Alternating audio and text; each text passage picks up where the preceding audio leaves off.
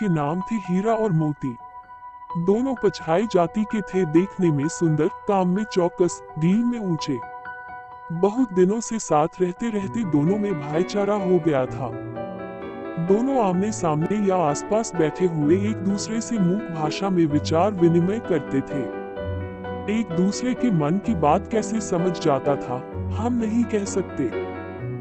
अवश्य ही उनमें कोई ऐसी गुप्त शक्ति थी जिससे जीवों में श्रेष्ठता का दावा करने वाला मनुष्य वंचित है। दोनों एक दूसरे को चाटकर और सूंघकर अपना प्रेम प्रकट करते। कभी कभी दोनों सींग भी मिला लिया करते थे, विग्रह के नाते से नहीं, केवल विनोद के भाव से, आत्मीयता के भाव से, जैसे दोस्तों में घनिष्ठता होते ही धौल धप्पा होने लगता है। इसके बिना दोस्ती कुछ फुसफुसी, कुछ हल्की सी रहती है, जिस पर ज्यादा विश्वास नहीं किया जा सकता। जिस वक्त ये दोनों बैल हल या गाड़ी में जोत दिए जाते और गर्दन हिला हिलाकर चलते, उस वक्त हर एक की यही चेष्टा होती थी कि ज्यादा से ज्यादा बोझ मेरी ही गर्दन पर रहे। दिन भर के बाद दोपहर या संध्या को दोनों खुलते तो एक दूसरे को चाट चूट कर अपनी थकान मिटा लेते। नांद में खली भूसा पड़ जाने के बाद दोनों साथ उठते, साथ नांद में मुंह डालते और साथ ही बैठते थे। एक मुंह हटा लेता तो दूसरा भी हटा लेता था। संयोग की बात है, झूरी ने एक बार गोई को ससुराल भेज दिया। बैलों को क्या मालूम वे क्यों भेजे जा रहे हैं, समझे, मालिक ने हमें बेच दिया। अपना यो बेचा जाना उन्हें अच्छा लगा या बुरा, कौन जाने, पर झूरी के साले गया को घर तक गोई ले जाने में दांतों पसीना आ गया। पीछे से हाँकता तो दोनों दाएं बाएं भागते, पगहिया पकड़कर आगे से खींचता तो दोनों पीछे को जोर लगाते, मारता तो दोनों सींग नीचे करके हुकते। अगर ईश्वर ने उन्हें वाणी दी होती तो झूरी से पूछते, तुम हम गरीबों को क्यों निकाल रहे हो? हमने तो तुम्हारी सेवा करने में कोई कसर नहीं उठा रखी। अगर इतनी मेहनत से काम न चलता था और काम ले लेते, हमें तो तुम्हारी चाकरी में मर जाना कबूल था। हमने कभी दाने चारे की शिकायत नहीं की। तुमने जो कुछ खिलाया वह सिर झुकाकर खा लिया, फिर तुमने हमें इस जालिम के हाथों क्यों बेच दिया? संध्या समय दोनों बैल अपने नए स्थान पर पहुंचे। दिन भर के भूखे थे, लेकिन जब नांद में लगाए गए तो एक ने भी उसमें मुंह न डाला। दिल भारी हो रहा था। जिसे उन्होंने अपना घर समझ रखा था वह आज उनसे छूट गया था। यह नया घर, नया गांव, नए आदमी उन्हें बेगानों से लगते थे। दोनों ने अपनी मूक भाषा में सलाह की, एक दूसरे का कंखियों से देखा और लेट गए। जब गांव में सोता पड़ गया तो दोनों ने जोर मारकर पगहे तुड़ा डाले और घर की तरफ चले। पगहे बहुत मजबूत थे, अनुमान न हो सकता था कि कोई बैल उन्हें तोड़ सकेगा, पर इन दोनों में इस समय दूनी शक्ति आ गई थी। एक एक झटके में रस्सियां टूट गईं। झूरी प्रातः सोकर उठा तो देखा कि दोनों बैल चरनी पर खड़े हैं। दोनों ही गर्दनों में आधा आधा गराव लटक रहा है। घुटने तक पांव कीचड़ से भरे हैं और दोनों की आंखों में विद्रोहमय स्नेह झलक रहा है। झूरी बैलों को देखकर स्नेह से गदगद हो गया, दौड़कर उन्हें गले लगा लिया। प्रेमालिंगन और चुंबन का वह दृश्य बड़ा ही मनोहर था। घर और गांव के लग के जमा हो गए और तालियां बजा बजाकर उनका स्वागत करने लगे। गांव के इतिहास में ये घटना अभूतपूर्व न होने पर भी महत्वपूर्ण थी। बाल सभा ने निश्चय किया, दोनों पशु वीरों को अभिनंदन पत्र देना चाहिए। कोई अपने घर से रोटियां लाया, कोई गुड़, कोई चोकर, कोई भूसी। एक बालक ने कहा, ऐसे बैल किसी के पास न होंगे। दूसरे ने समर्थन किया, इतनी दूर से दोनों अकेले चले आए। तीसरा बोला, बैल नहीं है, वे उस जन्म के आदमी हैं। इसका प्रतिवाद करने का किसी को साहस न हुआ। झूरी की स्त्री ने बैलों को द्वार पर देखा तो जल उठी। बोली, कैसे नमक हराम बैल है कि एक दिन वहां काम न किया, भाग खड़े हुए। झूरी अपने बैलों पर यह आक्षेप न सुन सका, नमक हराम क्यों है? चारा दाना न दिया होगा तो क्या करते? स्त्री ने रोब के साथ कहा, बस तुम ही तो बैलों को खिलाना जानते हो, और तो सभी पानी पिला पिला कर रखते हैं। झूरी ने चिढ़ाया, चारा मिलता तो क्यों भागते? स्त्री चिढ़ी, भागे इसलिए कि वे लोग तुम जैसे बुद्धुओं की तरह बैलों को सहलाते नहीं, खिलाते हैं। तो रगड़ कर जोतते भी हैं। ये दोनों ठहरे कामचोर भाग निकले। अब देखूं कहां से खली और चोकर मिलता है। सूखे भूसे के सिवा कुछ न दूंगी, खाए चाहे मरे। वही हुआ। मजूर को बड़ी ताकीद कर दी गई कि बैलों को खाली सूखा भूसा दिया जाए। बैलों ने नांद में मुंह डाला तो फीका फीका, न कोई चिकनाहट न कोई रस। क्या खाएं? आशा भरी आंखों से द्वार की ओर ताकने लगे। झूरी ने मजूर से कहा, थोड़ी सी खली क्यों नहीं डाल देता बे? मालिकन मुझे मार ही डालेंगी। चुराकर डाला ना दादा, पीछे से तुम भी उन्हीं की सी कहोगे। दूसरे दिन झूरी का साला फिर आया और बैलों को ले चला। अब की उसने दोनों को गाड़ी में जोता। 2-4 बार मोती ने गाड़ी को सड़क की खाई में गिराना चाहा, पर हीरा ने संभाल लिया। वह ज्यादा सहनशील था। संध्या समय घर पहुंचकर उसने दोनों को मोटी रस्सियों से बांधा और कल की शरारत का मजा चखाया। फिर वही सूखा भूसा डाल दिया। अपने दोनों बैलों को खली चूनी सब कुछ दी। दोनों बैलों का ऐसा अपमान कभी न हुआ था। झूरी इन्हें फूल की छड़ी से भी न छूता था। उसकी टिटकार पर दोनों उड़ने लगते थे।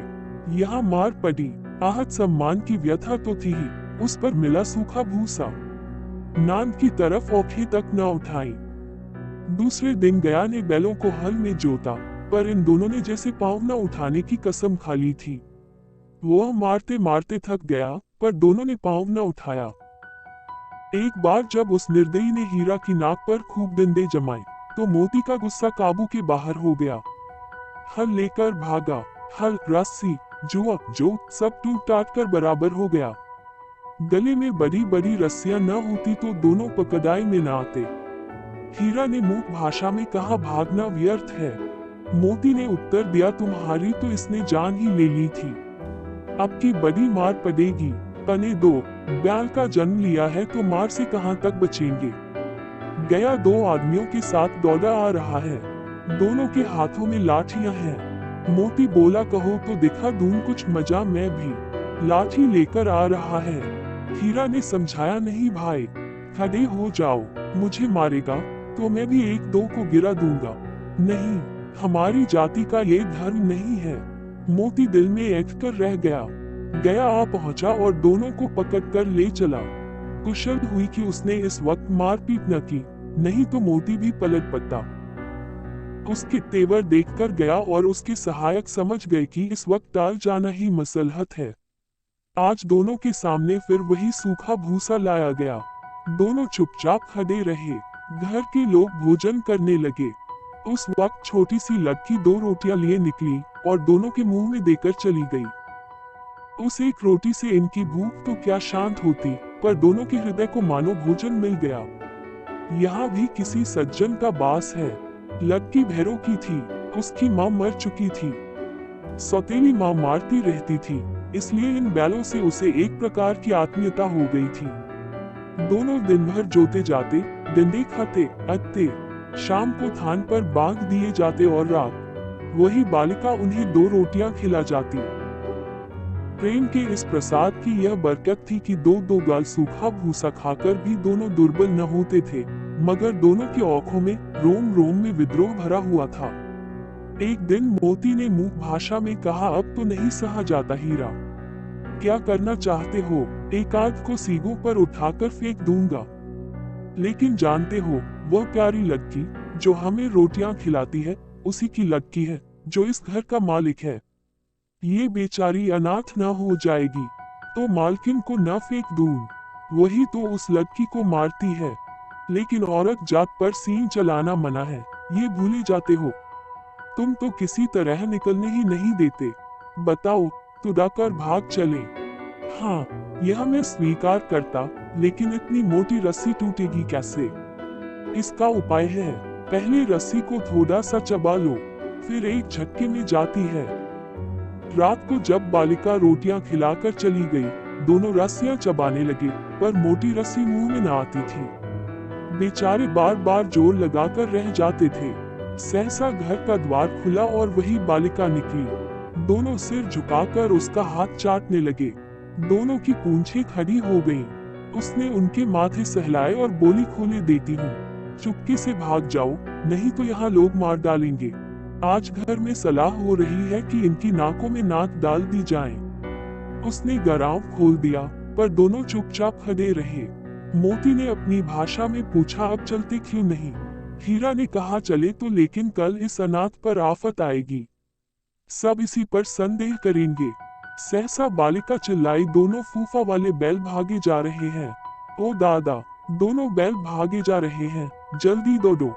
गया हड़बड़ाकर भीतर से निकला और बैलों को पकड़ने चला। वे दोनों भागे, गया ने पीछा किया और भी तेज हुए। गया ने शोर मचाया, फिर गांव के कुछ आदमियों को भी साथ लेने के लिए लौटा। दोनों मित्रों को भागने का मौका मिल गया, सीधे दौड़ते चले गए, यहाँ तक कि मार्ग का ज्ञान न रहा। जिस परिचित मार्ग से आए थे उसका यहाँ पता न था। नए नए गांव मिलने लगे। तब दोनों एक खेत के किनारे खड़े होकर सोचने लगे, अब क्या करना चाहिए। हीरा ने कहा, मालूम होता है राह भूल गए, तुम भी बेतहाशा भागे, वही उसे मार गिराना था। उसे मार गिराते तो दुनिया क्या कहती।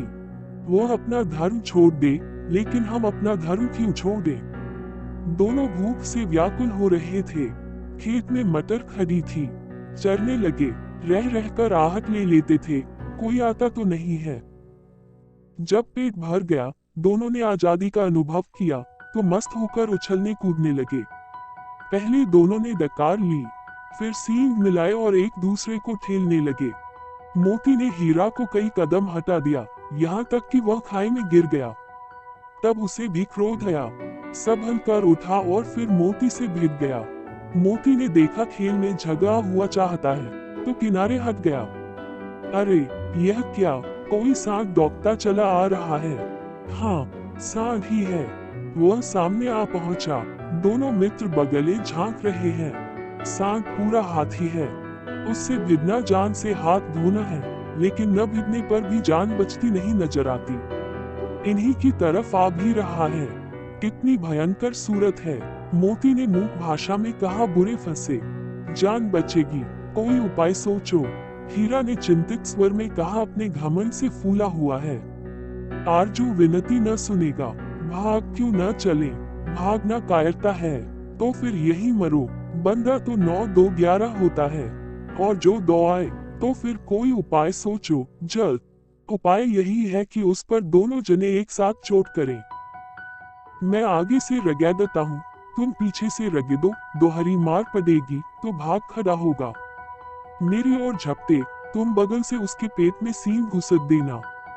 जान जोखिम है, पर दूसरा उपाय नहीं है। दोनों मित्र जान हथेलियों पर लेकर लपके। सांड को भी संगठित शत्रुओं से लड़ने का तजर्बा न था। वह तो एक शत्रु से मल्लयुद्ध करने का आदी था। जो ही हीरा पर झपटा, मोती ने पीछे से दौड़ाया। सांड उसकी तरफ मुड़ा तो हीरा ने रगेड़ा। सांड चाहता था कि एक एक करके दोनों को गिरा ले, पर ये दोनों भी उस्ताद थे, उसे वह अवसर न देते थे। एक बार सांड झल्लाकर हीरा का अंत कर देने के लिए चला कि मोती ने बगल से आकर पेट में सींग भोंक दी। सांड क्रोध में आकर पीछे फिरा तो हीरा ने दूसरे पहलू में सींग भोंक दिया। आखिर बेचारा जख्मी होकर भागा और दोनों मित्रों ने दूर तक उसका पीछा किया, यहाँ तक कि सांड बेदम होकर गिर पड़ा। तब दोनों ने उसे छोड़ दिया। दोनों मित्र विजय के नशे में झूमते चले जाते थे। मोती ने अपनी सांकेतिक भाषा में कहा, मेरा तो जी चाहता था कि बच्चा को मार ही डालूं। हीरा ने तिरस्कार किया, गिरे हुए बैरी पर सींग न चलाना चाहिए, ये सब ढोंग है। बैरी को ऐसा मारना चाहिए कि फिर न उठे। अब घर कैसे पहुंचेंगे वह सोचो, पहले कुछ खा लें तो सोचें। सामने मटर का खेत था ही, मोती उसमें घुस गया। हीरा मान करता रहा, पर उसने एक न सुनी। अभी 2-4 ग्रास खाए थे कि 2 आदमी लाठियां लिए दौड़ पड़े और दोनों मित्रों को घेर लिया। हीरा तो मेट पर था, निकल गया।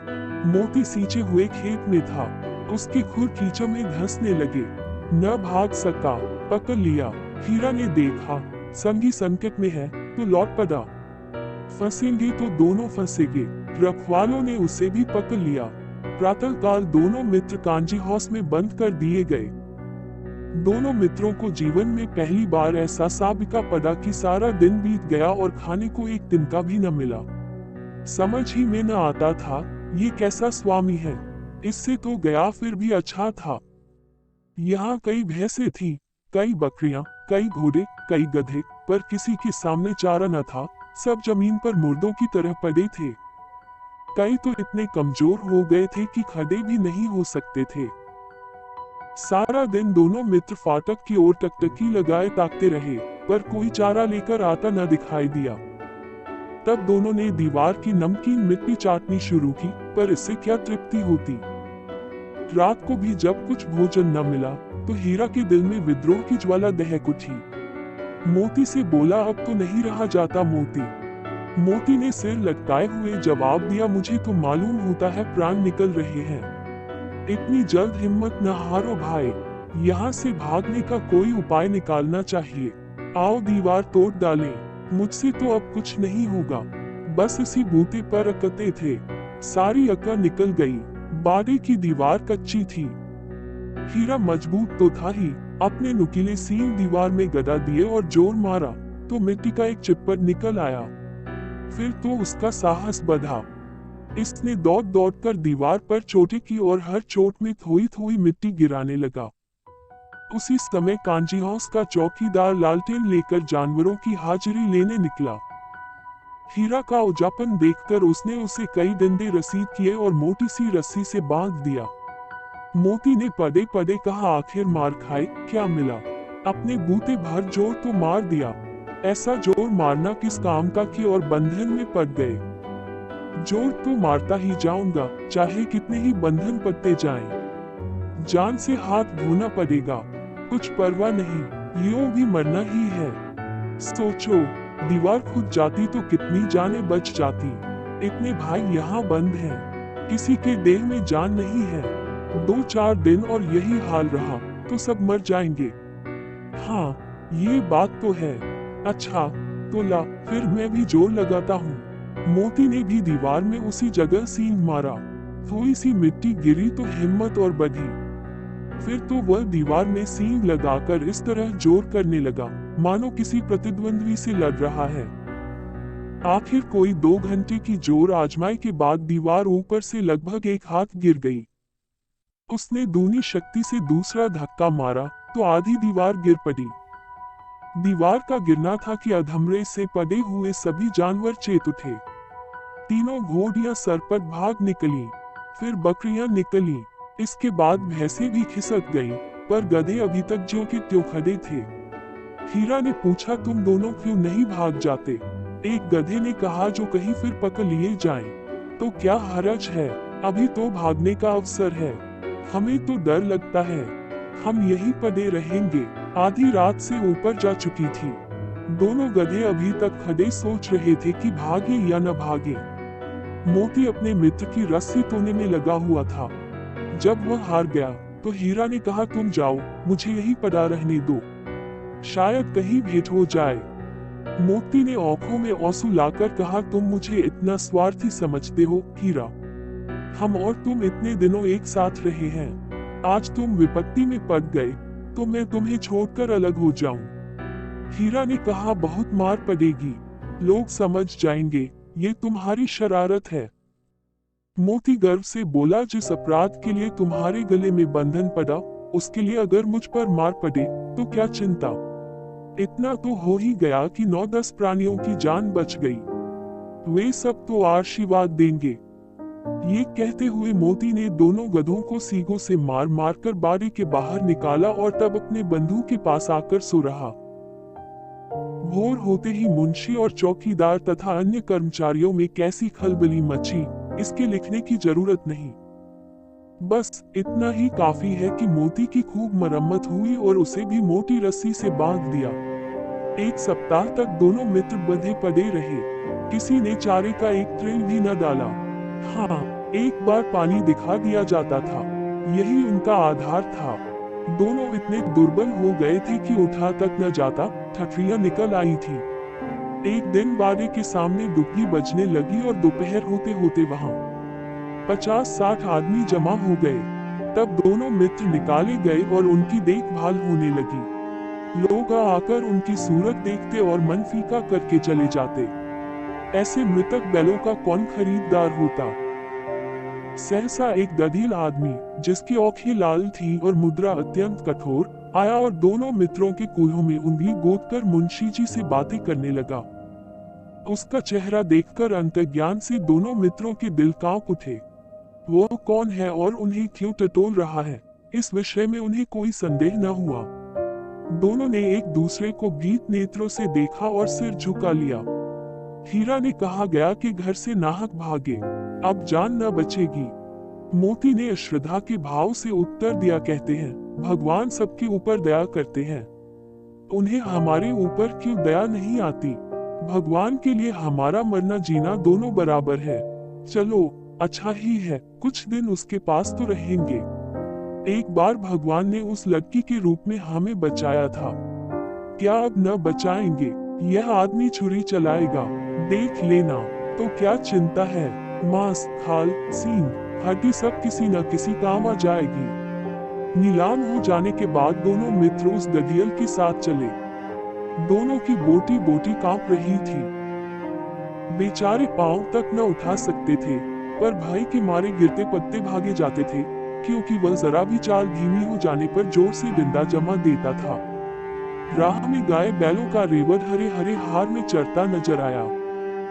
सभी जानवर प्रसन्न थे, चिकने चपल, कोई उछलता था, कोई आनंद से बैठा पागुर करता था। कितना सुखी जीवन था इनका, पर कितने स्वार्थी है सब। किसी को चिंता नहीं कि उनके दो भाई बधिक के हाथ पड़े कैसे दुखी हैं। सहसा दोनों को ऐसा मालूम हुआ कि यह परिचित राह है। हाँ, इसी रास्ते से गया उन्हें ले गया था। वही खेत, वही बाग, वही गांव मिलने लगे। प्रतिक्षण उनकी चाल तेज होने लगी। सारी थकान, सारी दुर्बलता गायब हो गई। आह, ये लो, अपना ही हार आ गया। इसी कुएं पर हम पुर चलाने आया करते थे, यही कुआं है। मोती ने कहा हमारा घर नगीच आ गया। हीरा बोला भगवान की दया है, मैं तो अब घर भागता हूँ। ये जाने देगा, इसे मार गिरता हूँ। नहीं नहीं, दौड़कर थान पर चलो, वहां से हम आगे न जाएंगे। दोनों उन्मत्त होकर बछड़ों की भांति कुलेले करते हुए घर की ओर दौड़े। वो हमारा थान है। दोनों दौड़कर अपने थान पर आए और खड़े हो गए। दधियल भी पीछे पीछे दौड़ा चला आता था। झूरी द्वार पर बैठा दूध खा रहा था। बैलों को देखते ही दौड़ा और उन्हें बारी बारी से गले लगाने लगा। मित्रों की आंखों में आनंद के आंसू बहने लगे। एक झूरी का हाथ चाट रहा था। दधियल ने जाकर बैलों की रस्सियां पकड़ ली। झूरी ने कहा मेरे बैल हैं। तुम्हारे बैल कैसे? मैं मवेशी खाने से नीलाम लिए आता हूँ। मैं तो समझता हूँ चुराए लिए आते हो। चुपके से चले जाओ, मेरे बैल हैं। मैं बेचूंगा तो बिकेंगे। किसी को मेरे बैल नीलाम करने का क्या अख्तियार है? जाकर थाने में रपट कर दूंगा। मेरे बैल हैं, इसका सबूत यह है कि मेरे द्वार पर खड़े हैं। दधियल झल्लाकर बैलों को जबरदस्ती पकड़ ले जाने के लिए बढ़ा। उसी वक्त मोती ने सींग चलाया। दधियल पीछे हटा। मोती ने पीछा किया। दधियल भागा। मोती पीछे दौड़ा। गांव के बाहर निकल जाने पर वह रुका, पर खड़ा दधियल का रास्ता देख रहा था। दधियल दूर खड़ा धमकियां दे रहा था, गालियां निकाल रहा था, पत्थर फेंक रहा था, और मोती विजयी शूर की भांति उसका रास्ता रोके खड़ा था। गांव के लोग ये तमाशा देखते थे और हंसते थे। जब दधियल हार कर चला गया तो मोती अकड़ता हुआ लौटा। हीरा ने कहा मैं डर रहा था कि कहीं तुम गुस्से में आकर मार न बैठो। अगर वह मुझे पकड़ता तो मैं भी मारे न छोड़ता। अब न आएगा, आएगा तो दूर ही से खबर लूंगा। देखूं कैसे ले जाता है। जो गोली मरवा दे, मर जाऊंगा, पर उसके काम तो न आऊंगा। हमारी जान को कोई जान नहीं समझता, इसलिए कि हम इतने सीधे हैं। जरा देर में नांदों में खली, भूसा, चोकर और दाना भर दिया गया और दोनों मित्र खाने लगे। झूरी खड़ा दोनों को सहला रहा था और बीसों लग के तमाशा देख रहे थे। सारे गांव में उत्साह सा मालूम होता था। उसी समय मालकिन ने आकर दोनों के माथे चूम लिए।